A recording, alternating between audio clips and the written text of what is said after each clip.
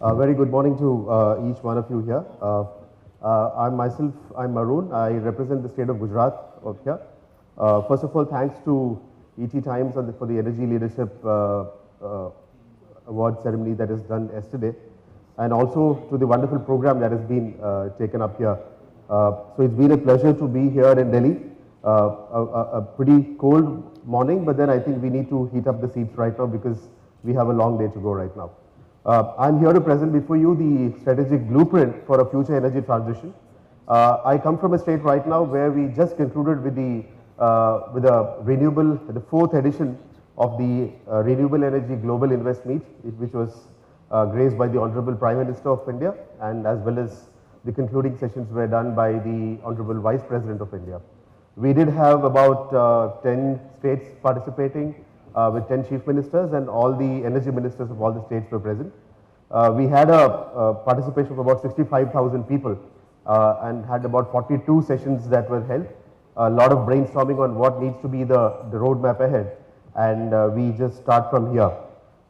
Having said that, you know the new buzzwords in India in the next 10 years is going to be renewable energy, semiconductors, infrastructure and IT. We stand at a point where we need to think about decarbonizing the economy as well as achieving our net zero targets. To a precursor to my presentation, I just want to reiterate that in COP26 at Glasgow, the Honorable Prime Minister of India reiterated India's commitments that we ought to be hitting net zero by 2070 and about 55 to 60% by about 2040. So this is a part of the mission Viksit Bharat 2047, and Gujarat plays a lead role as a part of this vision to become a developed nation by the year 2047. Having said that, I just want to reiterate that these are the plans for the future and from what we have achieved till now. I may just wish to move ahead. Okay. So I would be covering about 3-4 topics. Basically, what is the present energy sector in Gujarat speaking like? What is the renewable energy projects that has been undertaken in Gujarat? Third, what are the targets for energy transition in the coming days? And fourth, what are the envisioned benefits of transitioning towards renewable energy? So, if you look at the energy sector in Gujarat, if you see that from the year 2013, I've taken about the last 10 years from now. So, if you see the line, it talks about two areas, fossil fuel based energy as well as non-fossil fuel based energy. If you look at the fossil fuel based energy, it's about say 45%. And Gujarat is a state which has already moved towards 55% of renewable energy. So we have moved from fossil fuel to non-fossil fuel based energy as of now. And if you look at the cumulative aggregated growth that has happened, from the year 2022, we are soaring upwards. If you see at the graph, you can see that the clean energy, that is a small dark yellow, the blue and the lighter yellow part, it has grown up to about 55% in the last 3 years. Gujarat as of now has an installed capacity of about 54 gigawatts, and 55% of that is about renewable energy. If you look at the solar power, we are the second highest as of now. 1 month from now, we are moving to the first place in the country, and so that is how the roadmap for renewable energy is. Now, what is the Gujarat's climate leadership? If you're talking about the leadership, we need to also say that with some kind of statistics. So this is how it goes. Gujarat is the highest wind installed capacity in India as of now. We have surpassed the state of Tamil Nadu last year. We are the second highest solar power capacity state in the country, behind Rajasthan. And third, we are the highest rooftop solar capacity in the country. If you look at the solar rooftop capacity of the country, 82% of India's residential rooftop solar comes just from Gujarat. And very recently, the Honorable Prime Minister visited the state and had visited the beneficiaries of the PM Surya Ghar Muft Bijli Yojana beneficiaries also. We are proud to say that the commissioning rate has also been above 80% of the registrations.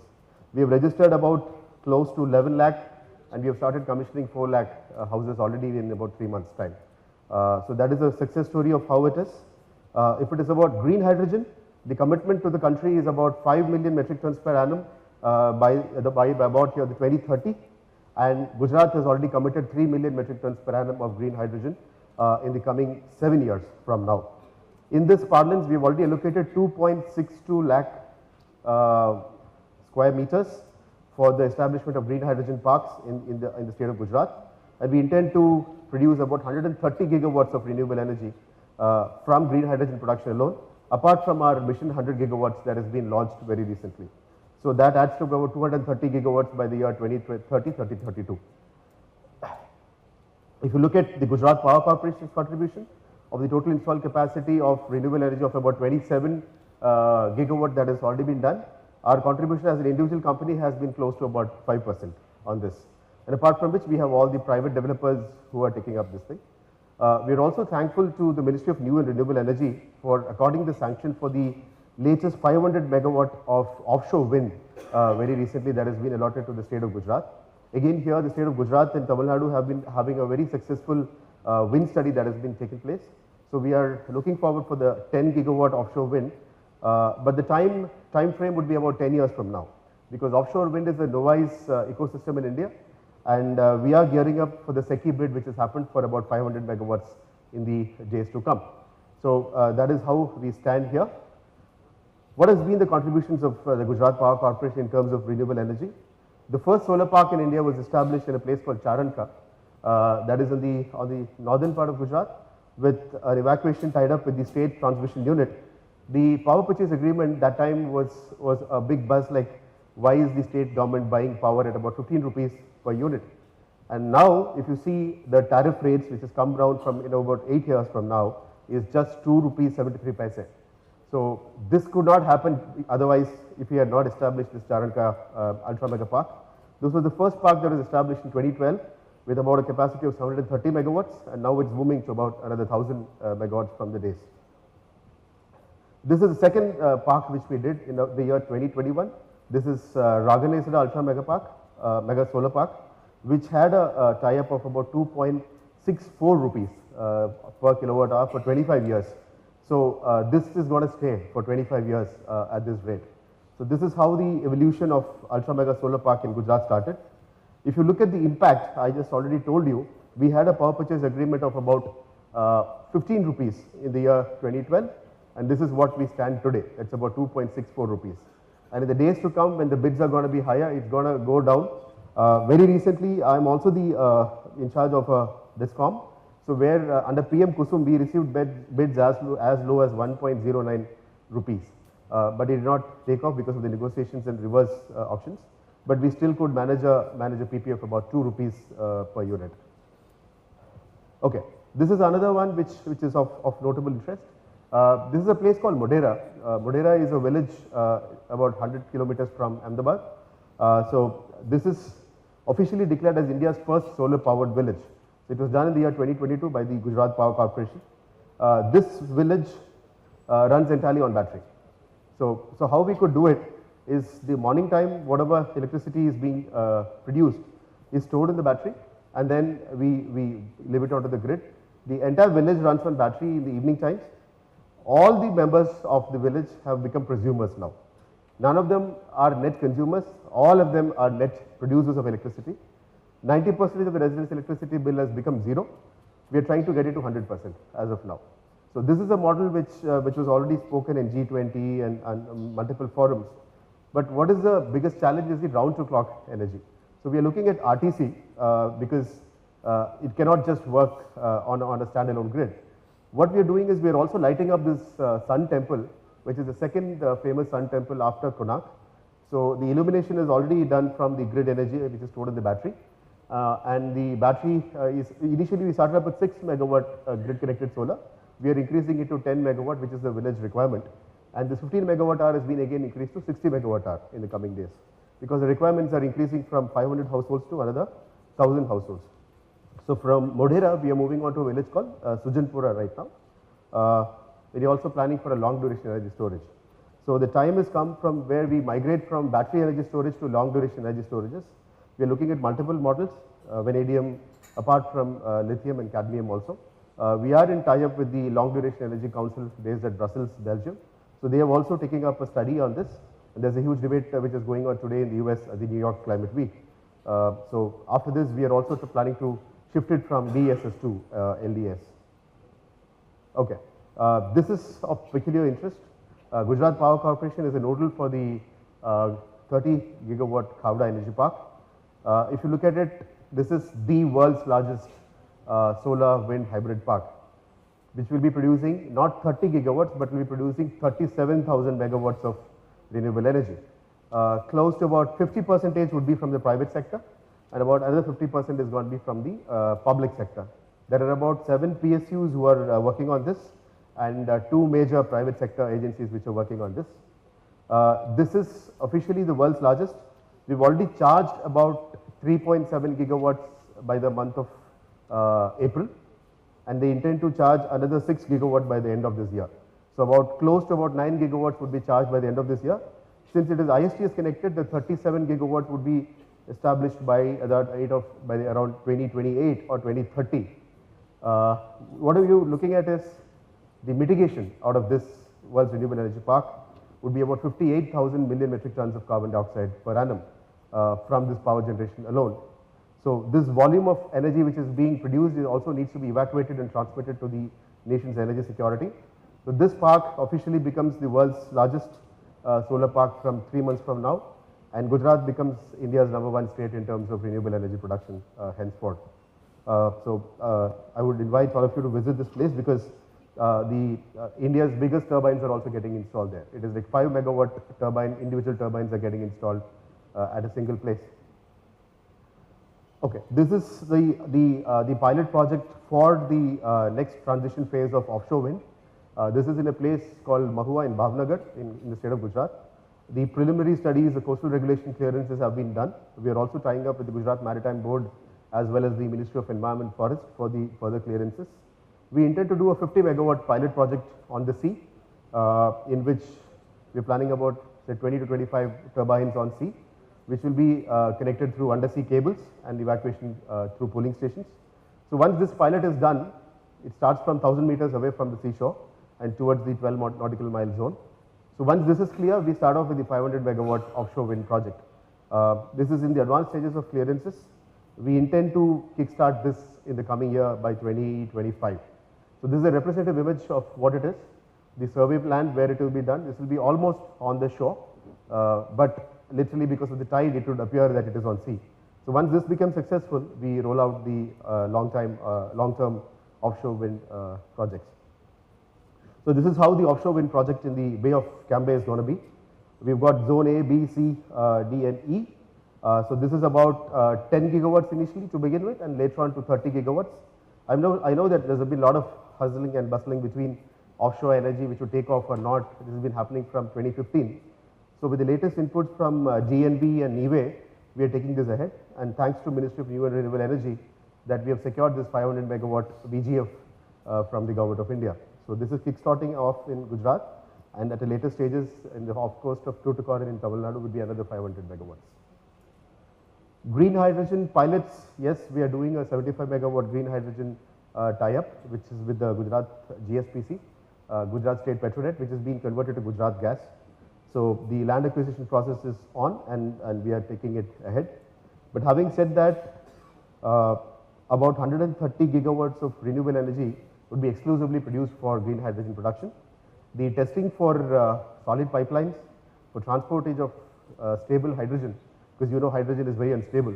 So all those test phases are being taken up as of now, and the Kandla cluster has also been readied for bunkering and evacuation of green ammonia and green hydrogen.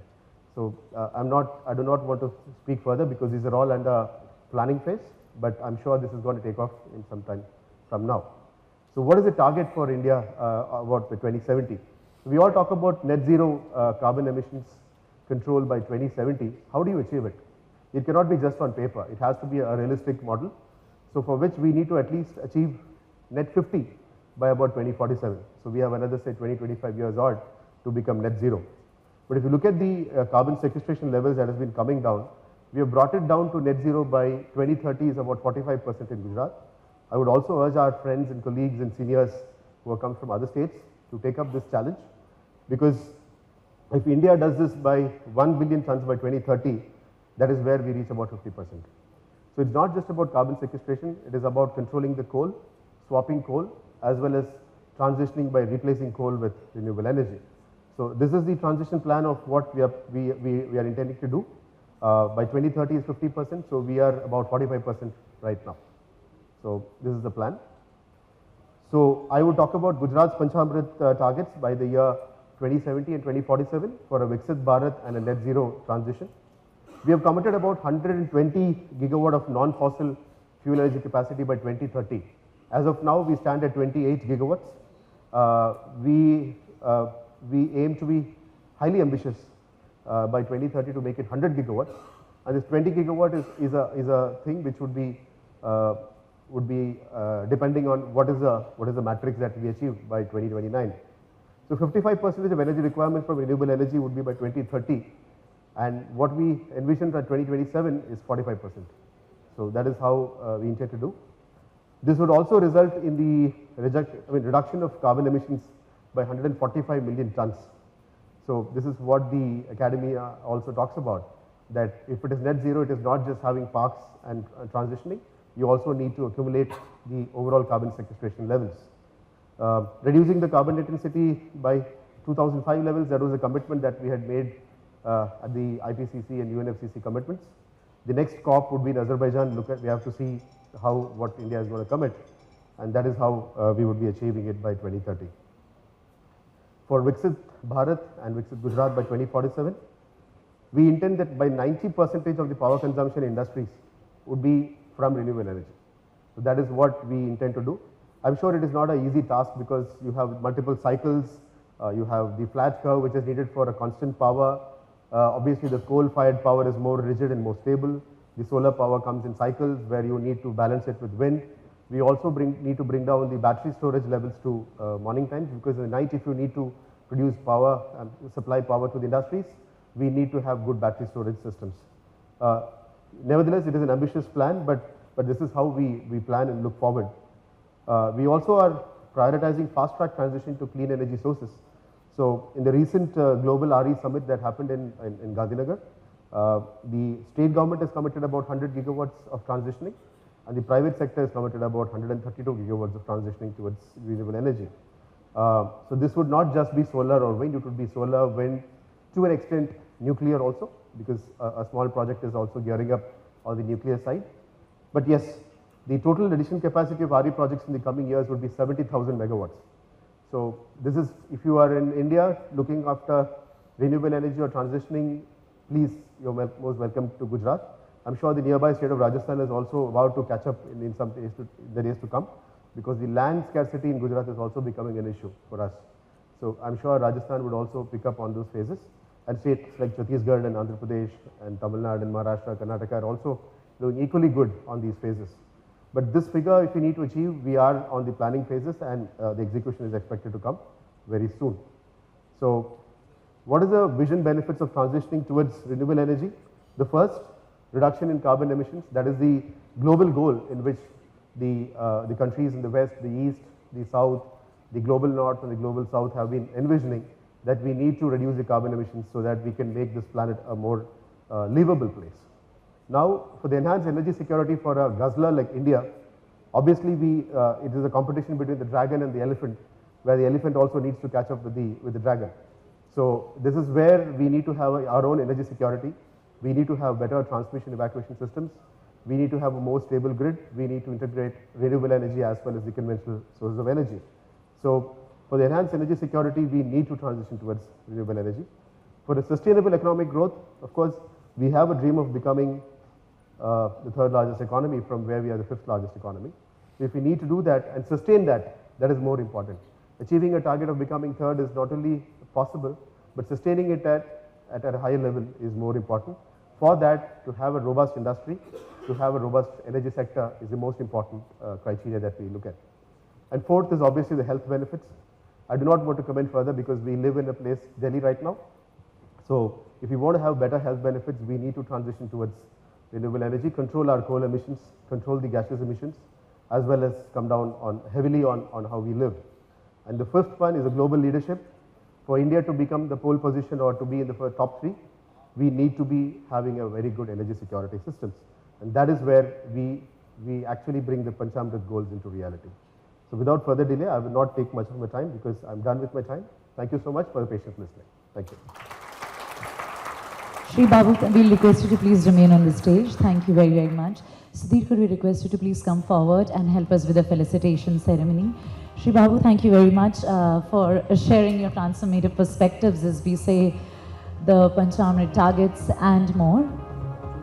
Sure, absolutely. That'll be great. Like I said, we'll make sure that the day 2 is even more conversational. If there are any questions that you would want to target it to Shri Babu, please raise your hand. A show of hand would help. So we are opening the floor for questions, just in case we can take one or two. Okay, so we'll just get the hand mic being passed on. Anand, if you can ensure.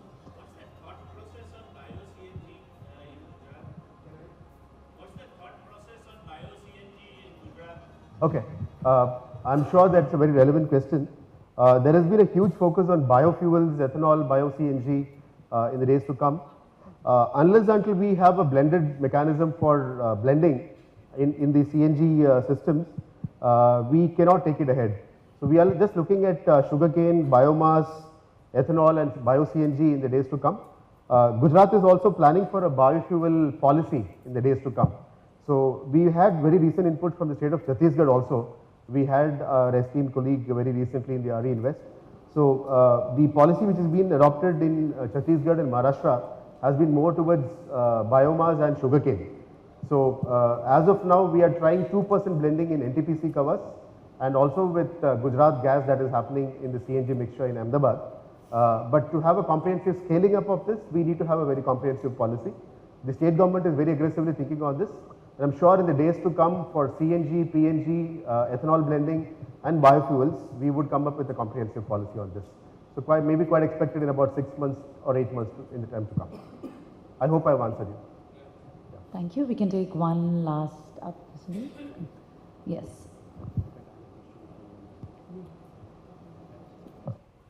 Hi, sir. It was a great presentation. What caught my eye was the near onshore project in Bhavnagar. What is the timeline which you are looking at this kind of projects, and what are the challenges which you foresee India pursuing these projects? Because this is a very new thing in India.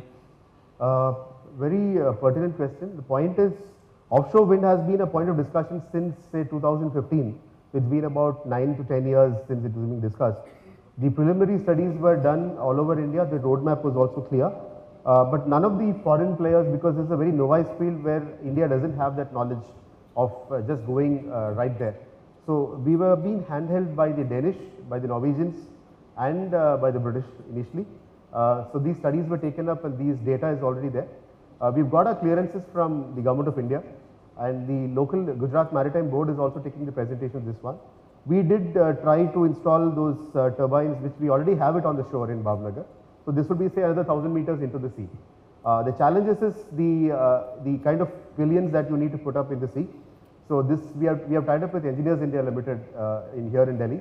So they have done the studies and there's an ongoing process. We are also tied up with L&T also for such a research project because they have done the Mumbai sea route which has already been done. So these pilions are going to be about say 25 meters to about 75 meters under the sea. And the third thing is we do not have a specialization in evacuation of undersea cables. So in India the overall undersea cables has only been with the Ministry of IT where they have undersea cables for your internet evacuations. But for this the evacuation systems are all coming from Scandinavia.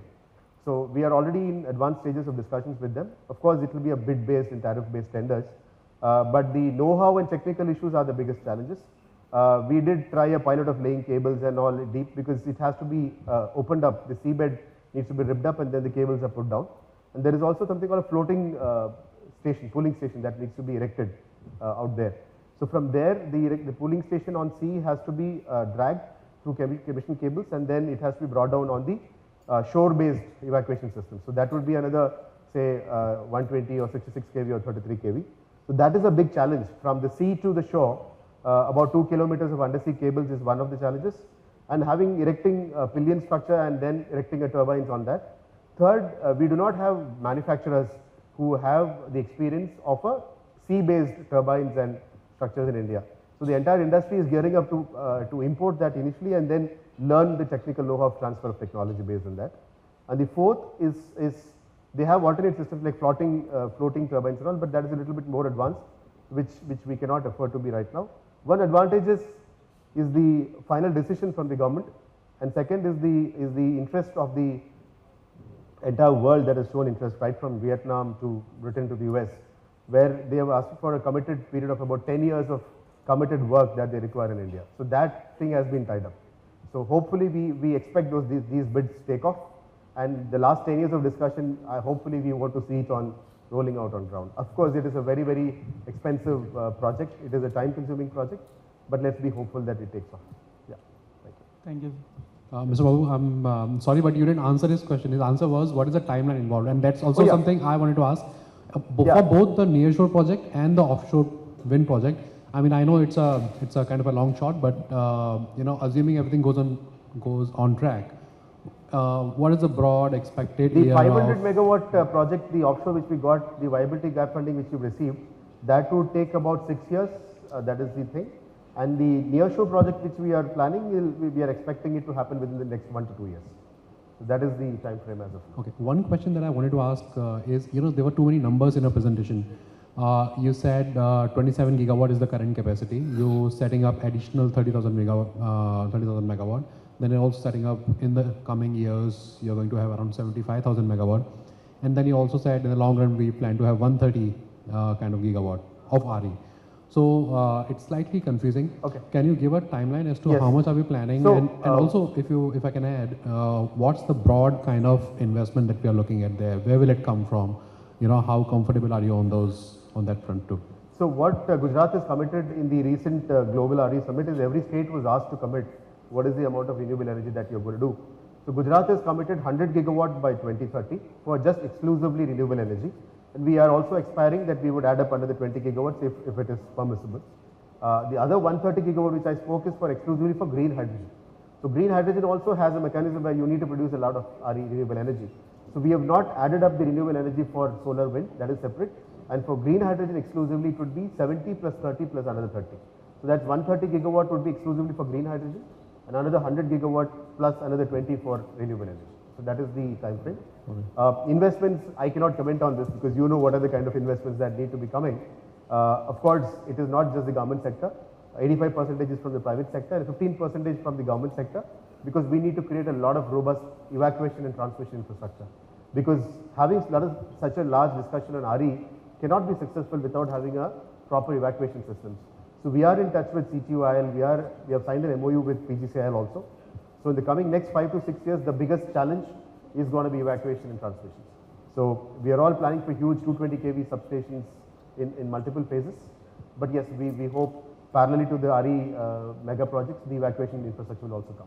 That's what it is. So you said next month in solar you will beat some other state, right? I'm assuming you're talking about Rajasthan. Yes. Which project is coming up? Khavda. Okay, fine. That's all. Thank you. Thanks. Thank you.